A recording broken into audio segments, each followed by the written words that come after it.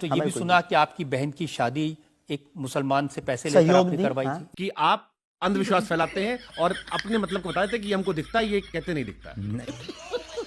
जैसे आपके मंच पे हमने कई बार देखा कि आप कहते हो कि तुम्हारा फलाना नाम है, तुम्हारे चाचा ये है, तुमको बीमारी ये है। एक पत्रकार का भी आपने पर्चा खोल दिया था, बेचारा बड़ा गाली खाया बाद में। देखिए एक परंपरा हमारी आप पर भी आरोप लगा कि उसके फेसबुक से आपने पढ़ लिया था। धंधा बंद करवाएगा क्या? अस्सलामुअलैकुम नाजरीन, आप देख रहे हैं नूरानी खबरें और मैं हूं आपके साथ जुल्फिकार अली।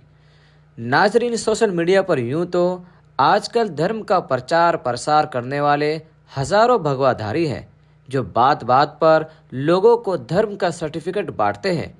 एक ऐसे ही धर्म के ठेकेदार बाबा धीरेन्द्र शास्त्री भी हैं जो वक्त बेवक्त कभी हिंदू राष्ट्र की बातें करते हैं तो कभी महाकुंभ में मारे गए लोगों की मोक्ष की बातें करते हैं।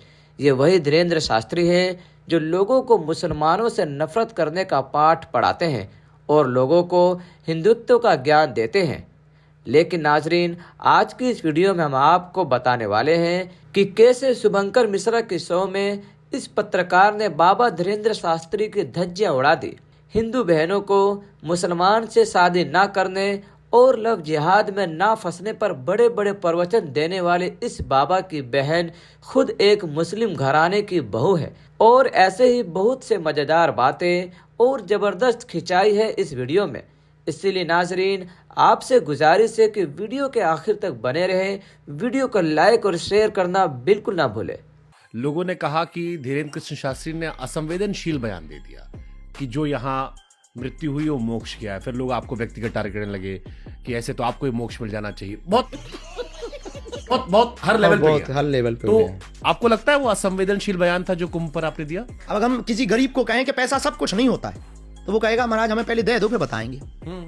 तो ये वहां तो ज्ञान की शून्यता हो जाती है। इतना तो हम भी समझते हैं, लेकिन समझाने के लिए आपको कुछ तो कहना पड़ेगा।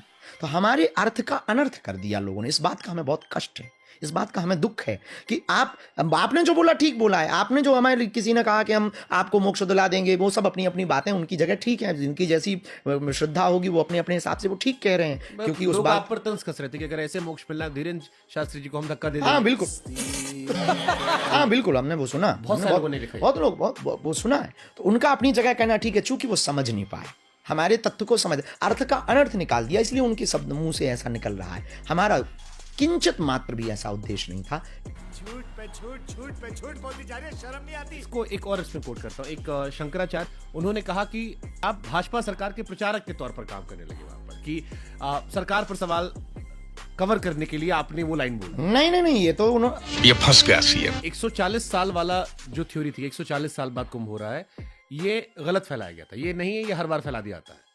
देखिए 140 साल बाद फिर आपने स्टेटमेंट एक दे दिया था कि जो कुंभ नहीं आएगा वो देशद्रोही है। वो देशद्रोही नहीं, को पापी नहीं, हमने देशद्रोही कहा था। हाँ, आकर्षित नहीं किया। आपने जब ये कह दिया कि जो नहीं आएगा वो देशद्रोही है, तब देखिए जिन्हें मान लीजिए कोई जैसे कोई आदमी सियाचिन में नौकरी कर रहा हो या बॉर्डर पे हो, या मेरे सब पत्रकार जो दिल्ली इलेक्शन कवर कर रहा था, अब आपने हम लोग को देशद्रोही बना दिया। भैया यही सही पकड़े हैं। यही सबसे बड़ी इस देश की दिक्कत है। तथ्य कब हमने ये बोला? किसी ने ये तर्क दिया, कमेंटमेंट किया है कि जो कुंभ में जा रहे हैं वो पापी है। तो ये पूछा जाता है हमसे क्वेश्चन। हमने कहा जो कुंभ में जा रहे हैं तो भगवान की बड़ी कृपा है कि पापी है, पर वो ये प्रमाण दे दें कि वो पापी नहीं है। और जो नहीं आ रहे हैं, जिन्हें गंगा से प्यार नहीं, गंगा तो सबकी है, सही बात है, जीवनदायिनी, तो जो जिन्हें गंगा से प्यार नहीं, जिन्हें जीवनदायिनी नदियों से प्यार नहीं, जिन्हें प्रकृति, भले ही तुम्हें सनातन से नफरत हो पर गंगा से तो प्यार होना चाहिए, क्योंकि इस देश की जीवनदायिनी नदी है। इस देश की जीवनदायिनी नदी नर्मदा है, सरस्वती है। और तुम्हें त्रिवेणी से प्यार नहीं है, तुम्हें गंगा से प्यार नहीं है, तो निश्चित रूप से तुम देशद्रोही हो। तो आपने ये नहीं कहा था, अभी कह रहे हो। अरे हमने ये कहा है कि भैया आपको अगर संगम से प्यार नहीं है, महाकुंभ से अगर प्यार नहीं है, तो आप देशद्रोही हो। उसमें क्या संदेह? क्योंकि मैसेज ये गया कि आपने कहा जो नहीं स्नान करने आएगा वो देशद्रोही है। बेझिझक, ये भी कोई गलत नहीं बोला। अबे साले तभी तो दोस्तों, जैसे कि धीरेन्द्र शास्त्री बता रहे हैं कि जो मैंने देशद्रोही बोला है वो सही बोला है, ना कि कोई गलत। तो आप लोग अपना राय कमेंट में जरूर बताएं और वीडियो के एंड तक जरूर देखें। हाँ, मन भी तो पहुंचे, पर वो विस्तार से पूछा किसने?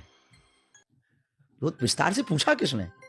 हाँ, तो जो मन से भी स्नान कर गए, या जिनके परिवार के लोग गए और एक लोग, अब एक पहुंच गया, नहीं जा सकते, या एक डब वहां से जल, गंगा जल ले आए और घर पे छिड़क लिया, तो उनको भी तो पुण्य मिलेगा ना महाराज जी। तो संयम। जैसे आपके मंच पे हमने कई बार देखा कि आप कहते हो कि तुम्हारा फलाना नाम है, तुम्हारे चाचा ये है, तुमको बीमारी ये है। एक पत्रकार का भी आपने पर्चा खोल दिया था, बेचारा बड़ा गाली खाया बाद में। देखिए ये कि उसके परंपरा हमारी आप वैदिक पर भी आरोप लगा कि उसके फेसबुक से आपने पढ़ लिया था। हाँ, अरे बाप रे, ये तो धोती खोल रहा है।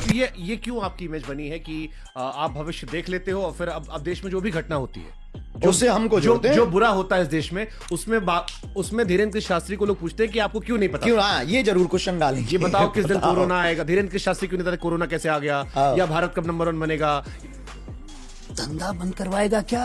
अब एक वैदिक, हाँ वो पिछले समय में, हाँ, ऐसे तो बहुत दुनियादारी के लोग हैं, वो तो चलते ही रहते हैं, कुछ ना कुछ तो बोलते फिर ये क्या अंतर कैसे होता है? क्योंकि ये एलिगेशन आपके साथ चिपक गया है कि आप अंधविश्वास फैलाते हैं और अपने मतलब को बताते हैं कि ये हमको दिखता है, ये कहते नहीं दिखता है। हमें उस व्यक्ति से नफरत है जो सर तन से जुदा करने की बात करता है, जो भारत तेरे टुकड़े होंगे, जिन्हें वंदे मातरम गाने में दिक्कत है, जो राम की यात्रा पर पत्थर फेंकते हैं, जिन्हें सीता पर कमेंट करने में मजा आता है, वो फारूकी। हमें ऐसे लोगों से बहुत नफरत है जो 15 मिनट की बात करते हैं। बवाल करवाओगे महाराज आप, आपके साथ हमको लपेटेंगे लोग। तो कभी आपने बात की हिंदू राष्ट्र की उनसे? नहीं, जरूरत ही नहीं। हम कभी सरकार के भरोसे हिंदू राष्ट्र की नहीं है। एक बात और बड़ी विचित्र। कैसे बनेगा? मान लो आप हिंदू, इस देश का हिंदू अपने आप को पहले कट्टर हिंदू बनाए, तब भारत हिंदू राष्ट्र। कट्टर हिंदू की जरूरत क्या है? बिल्कुल जरूरत है। इसलिए जरूरत है कि तुम्हारे सामने तुम्हारी रामचरितमानस फाड़ी जा रही है, तुम चुप बैठे हो। तुम्हारे सामने पालघर के संतों को मारा गया, तुम चुप बैठे हो। तुम्हारे सामने कोलकाता की बेटी का रेप किया गया, तुम चुप बैठे हो। तुम्हारे ही सामने तुम 9 राज्यों में अल्पसंख्यक हो गए और तुम्हें पता नहीं चला। तुम्हारे ही सामने 1996 से मणिपुर जल रहा और तुम्हें पता नहीं चला। तुम्हारे सामने बहराइच की घटना हो गई और तुम्हें पता ही नहीं। ना तुम्हारे सिर पर जूं रेंगते, ना तुम चर्चा करने हो, तुम डरते हो। उनके पास तो न जाने क्या क्या है और तुम्हारे घर पे तो आजकल लाठी भी नहीं बची। माला तो ठीक है, भाला भी नहीं बचा और तुम कहते हो हम हिंदू हैं। मस्तक का टीका फीका हो गया, उनकी टोपी अभी तक नहीं उतरी और तुमने अपनी धोती कब की उतार दी? जली ना, तेरी भी जली ना। तुमने मालाएं कब की उतार दी हैं? तुम्हें हिंदू कहने में शर्म लगती है और तुम कहते हो कि हम हिंदू हैं और नारेबाजी करके कमेंट करके तुम चल पड़ते। नहीं, इसकी हिंदुओं के अंदर हिंदुत्व भरना है। और संविधान तो 125 बार से ज्यादा समय उसमें सुधार हो चुका है। एक बार अगर हिंदू राष्ट्र के लिए हो जाता है तो कोई बुराई नहीं। तो ये तो बिना पॉलिटिकल मूव के होगा नहीं। आप कह रहे पॉलिटिक्स में जाओगे? पॉलिटिक्स की हमें जाने की जरूरत ही नहीं है। जब हिंदूवादी विचारधारा के कट्टर लोग इस देश में होंगे, जब इस देश का 140 करोड़ की जनसंख्या वाले देश में 100 करोड़ हिंदू एक विचारधारा के साथ जिएंगे, तो निश्चित रूप से वहां पर संसद में रहने वाले भी तो हिंदू हैं। तो आप किंग मेकर बनोगे? नेवर। तब तक हम रहेंगे भी कि नहीं रहेंगे, ये भी हमारा कोई ड्रीम थोड़ी है। मुसलमानों से कुछ परेशानी है आप? बिल्कुल भी नहीं, हमारे तो मित्र भी हैं। मैंने तो ये भी सुना कि आपकी बहन की शादी एक मुसलमान से पैसे लेकर सहयोग आपने दी। करवाई हाँ, थी। आज भी हमारा मित्र, अभी 5 दिन पहले ही मिला, चाय भी पी। 500 साल राम मंदिर को इस देश में लग गए हैं। हिंदुओं जैसा कोई बुजदिल तुम्हें लगता है कोई होगा? 500 साल तुम्हें राम मंदिर के लिए लग गए, तो हिंदू राष्ट्र के लिए तो 1000 साल तो लेके ही चलो। तब तक बस हवा निकल